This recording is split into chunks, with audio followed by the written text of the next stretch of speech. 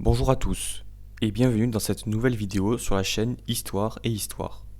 Aujourd'hui, nous allons parler de la bataille de France de mai-juin 1940 lors de la Seconde Guerre mondiale. Nous allons retracer le déroulé des événements et tenter de répondre à ces différentes questions. Comment est-on arrivé là? Pourquoi une défaite aussi rapide? Quel bilan? Mais tout d'abord, un peu de contexte.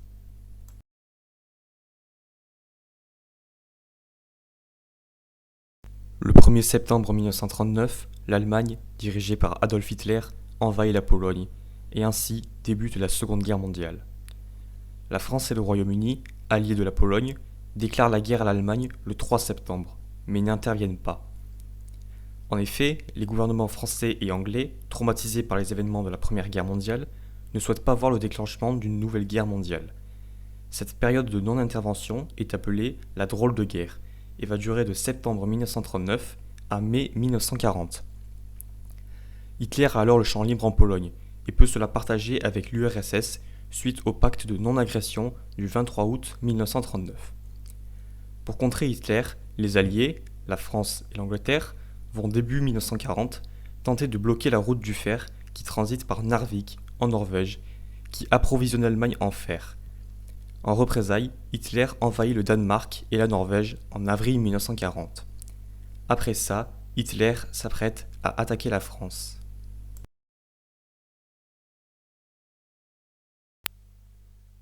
Pour se préparer à une éventuelle revanche de l'Allemagne, la France a fait construire entre 1928 et 1935 une ligne de fortification sur la frontière franco-allemande et sur les Alpes, la ligne Maginot, dont le nom vient d'André Maginot, ministre de la guerre de l'époque.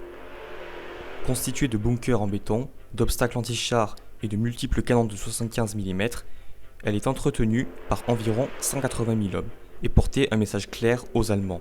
On ne passe pas. En plus de la ligne Maginot, la France comporte au jour de l'invasion 94 divisions, 2262 chars et 1300 avions. Le commandant en chef de l'armée française est Maurice Gamelin.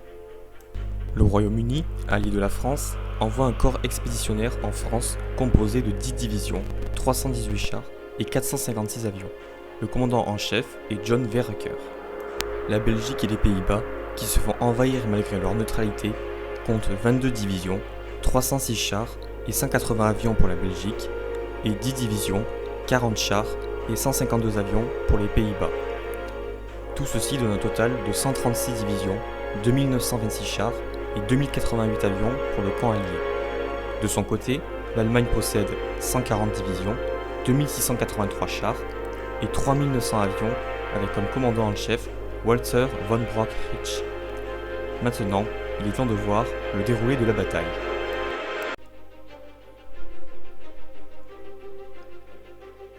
Le plan d'évasion, préparé par le général Erich von Manstein, consiste en la manière suivante. Une partie de l'armée attaque par la Belgique et les Pays-Bas, comme en 1914, pour faire croire à une nouvelle attaque par le nord et forcer les Alliés à envoyer massivement leurs troupes en Belgique. Une fois engagés profondément en Belgique, le reste de l'armée allemande attaque via la forêt des Ardennes pour encercler les armées franco-britanniques. Le 10 mai 1940, l'offensive est lancée. L'Allemagne envahit la France en contournant la ligne Maginot et en passant par la Belgique et les Pays-Bas. Les troupes franco-britanniques s'engagent alors en Belgique pour contrer l'avancée allemande. Les Allemands avancent rapidement grâce à leur technique de combat appelée Blitzkrieg. Cette technique consiste à concentrer beaucoup de moyens militaires dans un espace géographique limité pour vaincre rapidement son adversaire. Le 13 mai, les Allemands passent la forêt des Ardennes, un point non fortifié de la ligne Maginot, car selon le général Gamelin, la forêt des Ardennes est un obstacle infranchissable pour les chars. Les forces françaises en présence, surprises et en sous-effectif, résistent tant bien que mal pour ralentir l'avancée allemande. Mais le 14 mai au matin, les Allemands franchissent la Meuse. Le 15 mai, l'armée néerlandaise capitule après 5 jours de combat, permettant aux Allemands de poursuivre l'encerclement. Les généraux français sont alors désemparés. La quasi-totalité des forces françaises sont engagées en Belgique. La route de Paris semble ouverte aux Allemands. Le 17 mai, le colonel de Gaulle va s'illustrer en attaquant à Montcornet avec ses chars, ce qui permit de ralentir l'encerclement allemand de quelques heures et lui permettra d'être nommé général de brigade. Sur les routes du pays, la situation est catastrophique. Des millions de réfugiés hollandais, belges et français fuient la guerre vers le sud de la France, tout en se faisant bombarder par l'aviation allemande et leur terrible bombardier Stuka.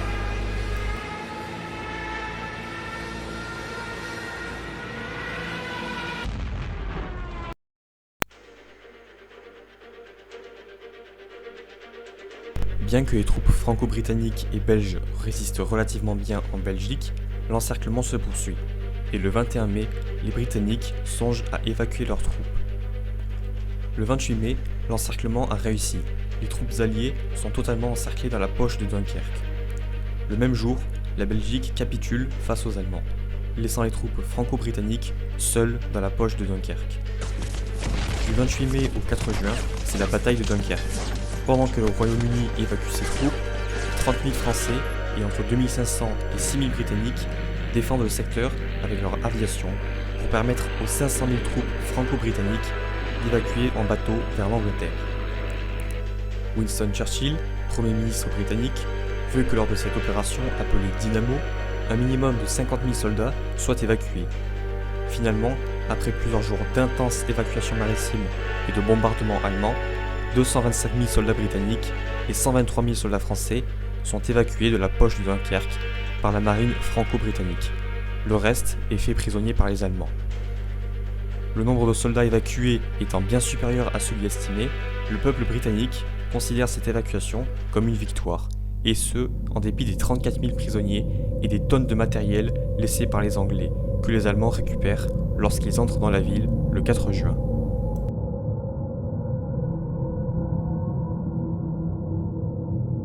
L'offensive allemande vers la France reprend, mais le 10 juin 1940, profitant de l'affaiblissement de la France, l'Italie déclare la guerre à la France et lance des offensives dans les Alpes. L'Italie souhaite conquérir Nice, la Savoie, la Corse et la Tunisie française. Cependant, l'armée italienne, composée de 300 000 soldats, va être confrontée à la résistance farouche de 175 000 chasseurs alpins français. Entre le 10 et le 24 juin 1940, les Italiens n'avanceront que de quelques kilomètres et n'occuperont que quelques départements français à la fin de la guerre.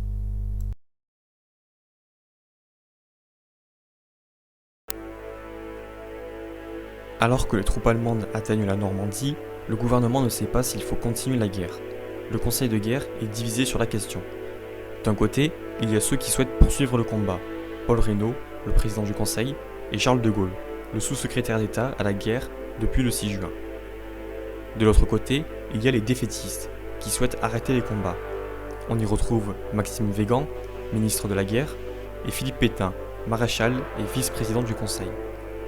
Les partisans de la poursuite des combats veulent continuer la guerre par tous les moyens. Ils souhaitent poursuivre le combat depuis l'Empire colonial. Les défaitistes, quant à eux, veulent arrêter les hostilités car des millions de réfugiés sont sur les routes et beaucoup de soldats sont faits prisonniers ou morts. Le 14 juin, Paris est déclarée ville ouverte. Elle est livrée aux Allemands sans combat. Le gouvernement qui s'installe à Bordeaux décide qu'il en sera de même pour toute ville de plus de 20 000 habitants. Voyant que l'armée française recule partout, le 16 juin, les Britanniques proposent à la France une union entre leurs deux pays pour affronter l'Allemagne. Mais le Conseil de guerre refuse la proposition. Estimant ne pas pouvoir convaincre les défaitistes de continuer la lutte, Paul Reynaud démissionne le soir du 16 juin, et le maréchal Pétain devient alors président du Conseil.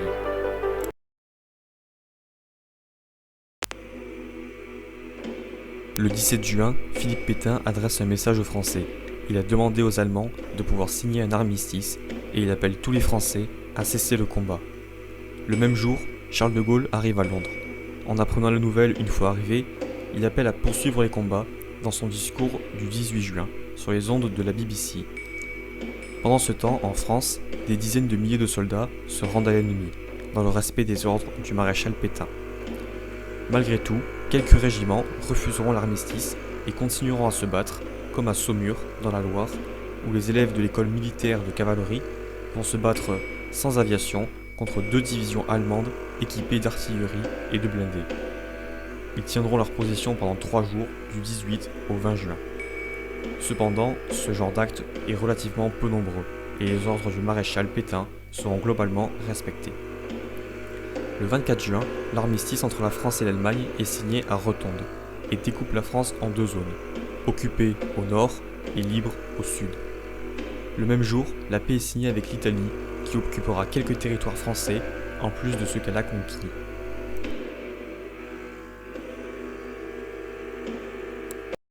Quel bilan au niveau des pertes? Pour les Français, 1,5 million de prisonniers, entre 70 000 et 80 000 morts militaires et 25 000 civils, 125 000 blessés et 15 000 disparus. Pour les Hollandais, 230 000 prisonniers, 2 890 soldats et 2 500 civils tués et 6 889 blessés. Pour la Belgique, 225 000 prisonniers, 7 500 tués et 15 850 blessés. Pour l'Angleterre, 43 026 prisonniers, 3 457 morts et 16 000 blessés. Pour l'Allemagne, 48 200 morts, 121 000 blessés et 1000 disparus. Au niveau des pertes matérielles, il y a, pour les Français, 1900 chars détruits et 1247 avions détruits. Pour les Allemands, 753 chars et 1428 avions détruits. Les Anglais, quant à eux, ont laissé la totalité de leur matériel lourd lors de leur évacuation à Dunkerque et ont perdu 933 avions.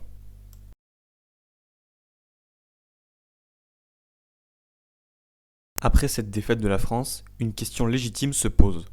Pourquoi la défaite fut-elle aussi rapide? Quelles en sont les causes? Qui est responsable? Eh bien en fait, à peu près tout le monde. C'est pour cela que nous allons voir la part de responsabilité de chacun des belligérants. Pour ce qui est de la France, il y a beaucoup de choses à dire. Commençons par le gouvernement. Ayant une mentalité pacifiste et ne voulant pas revivre le traumatisme de la Première Guerre mondiale, le gouvernement réduit grandement les effectifs militaires, passant de 673 000 hommes en 1918 à 400 000 hommes en 1928.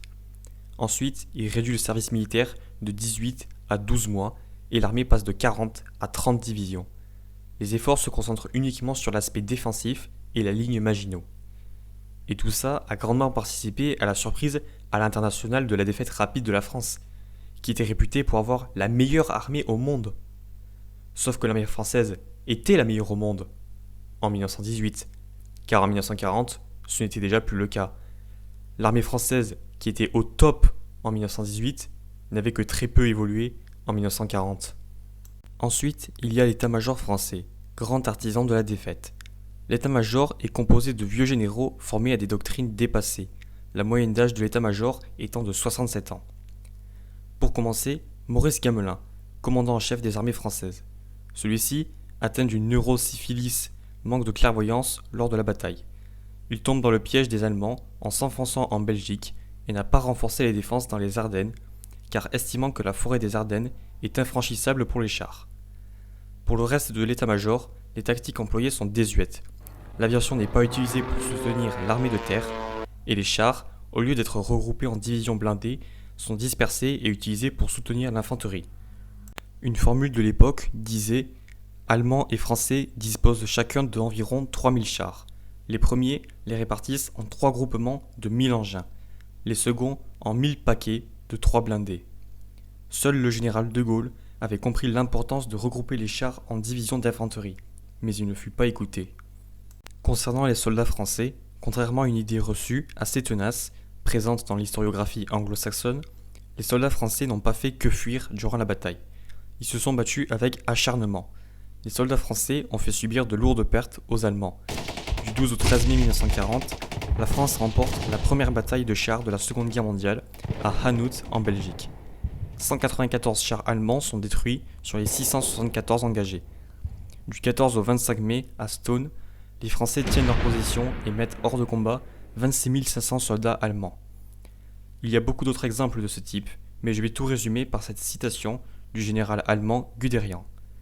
En dépit d'énormes erreurs tactiques et stratégiques venant du haut commandement allié, les soldats français de 1940, notamment dans les Ardennes, dans les Flandres, sur la Somme et l'Aisne, ont opposé une résistance extrêmement coriace, avec un esprit de sacrifice extraordinaire, parfois digne des poilus de Verdun en 1916.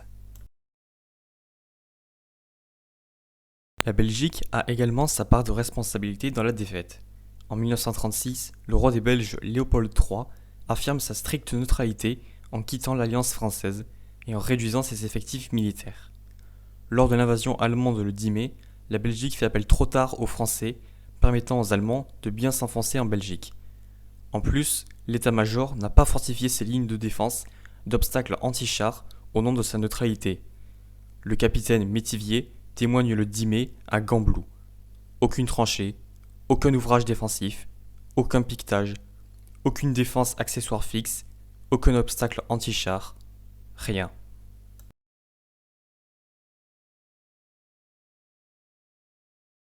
Le cas du Royaume-Uni est très connu. Tout comme les Français, ils eurent une politique pacifiste durant l'entre-deux-guerres. Mais surtout, ils ont abandonné les Français à Dunkerque et ont fui à l'anglaise. Même s'il y a une part de vérité dans cette affirmation, c'est en réalité plus compliqué que ça. Tout d'abord, il est important de souligner qu'effectivement, les Anglais ont envoyé trop peu de forces en France, seulement 10 divisions. Mais le plus important, c'est que le 21 mai, les Anglais décident de se replier sur la côte et n'en informent les Français que le 26, sans leur informer qu'ils ont l'intention de rembarquer leurs troupes. Lors de la bataille de Dunkerque, ce sont 30 000 soldats français qui se sacrifient pour permettre le rembarquement de l'armée anglaise, et ainsi de continuer la guerre. Ce que même Churchill avouera. La résistance héroïque de l'armée française à Lille et à Dunkerque a sauvé l'armée britannique, permettant à l'Angleterre de poursuivre la guerre. Cependant, les Britanniques n'ont pas fait que fuir. Par exemple, l'aviation britannique a soutenu les troupes françaises à Dunkerque, les protégeant de l'aviation allemande. Et le 21 mai, à Arras, les Anglais mettent en difficulté une division SS, ralentissant les Allemands dans leur encerclement.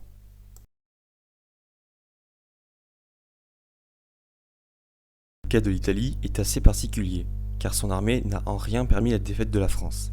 Seulement, la France et l'Angleterre auraient pu faire de l'Italie un allié, car même si le régime fasciste et nazi étaient assez proches idéologiquement, dans les années 30, Mussolini n'appréciait pas Hitler et voyait l'Allemagne comme une menace. Tout d'abord, Mussolini s'est opposé à l'annexion de l'Autriche par l'Allemagne. En 1934, un coup d'État a lieu en Autriche organisé par le parti nazi local pour rattacher l'Autriche à l'Allemagne. L'Italie menace d'intervenir en cas de rattachement et compte sur la France et l'Angleterre pour intervenir. Mais ils ne font rien et Mussolini empêche seul ce coup d'État et fit reculer Hitler.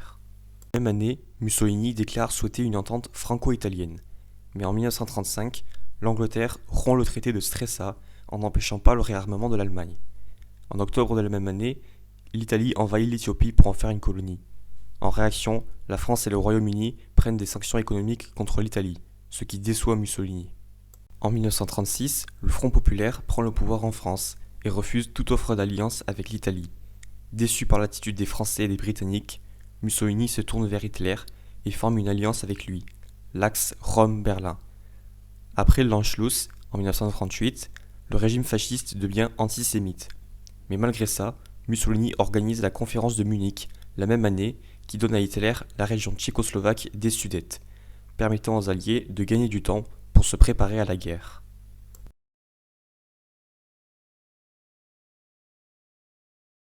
Même si les Alliés se sont tirés beaucoup de balles dans le pied, l'Allemagne n'est pas sans mérite pour autant. L'état-major allemand est composé d'officiers plus jeunes que l'état-major français et formé avec des tactiques nouvelles. La guerre éclair allemande a été menée principalement par deux généraux allemands, Erwin Rommel et Heinz Guderian. Erwin Rommel est le général responsable de la percée de Sedan, mais son plus grand coup de génie eut lieu le 21 mai 1940. Alors qu'il se positionne au sud d'Arras, une contre-attaque de chars franco-britanniques l'attaque et menace de briser l'encerclement. N'ayant pas de soutien aérien ni de canons anti-chars, il décide d'utiliser ses canons anti-aériens pour repousser l'adversaire. Le 8 juin, il atteint la Seine. Le 19 juin, il prend Cherbourg et capture 30 000 soldats alliés. Et début juillet, il atteint Bordeaux. Heinz Guderian, quant à lui, a poussé à bout ses Panzerdivisions pour qu'ils avancent coûte que coûte pour appliquer la Blitzkrieg et percer rapidement le front. Il capture des états-majors, réduit les poches de résistance françaises et s'insurge contre Hitler qui décide de disperser ses Panzerdivisions, permettant aux Britanniques d'évacuer lors de la bataille de Dunkerque. Autre point important à savoir, c'est que les officiers allemands étaient présents sur le front avec leurs hommes, et parfois en première ligne, car il n'y a pas de ligne de front, ce qui accentue la rapidité de l'offensive. Et l'état-major était équipé de beaucoup de radios de communication. A l'inverse, les généraux français se situaient loin de leurs hommes pour visualiser une ligne de front qui n'existait pas et n'étaient pas équipés de postes radio, les communications étant alors très lentes dans l'armée française, alors que la guerre était très rapide et que le front bougeait constamment.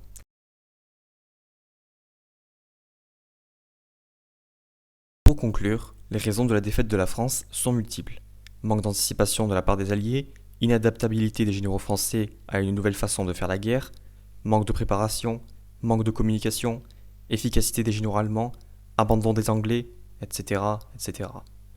Il n'y a pas vraiment de coupable unique, de bouc émissaire. Chaque belligérant a sa part de responsabilité, et il est impossible de rejeter la faute sur un seul responsable.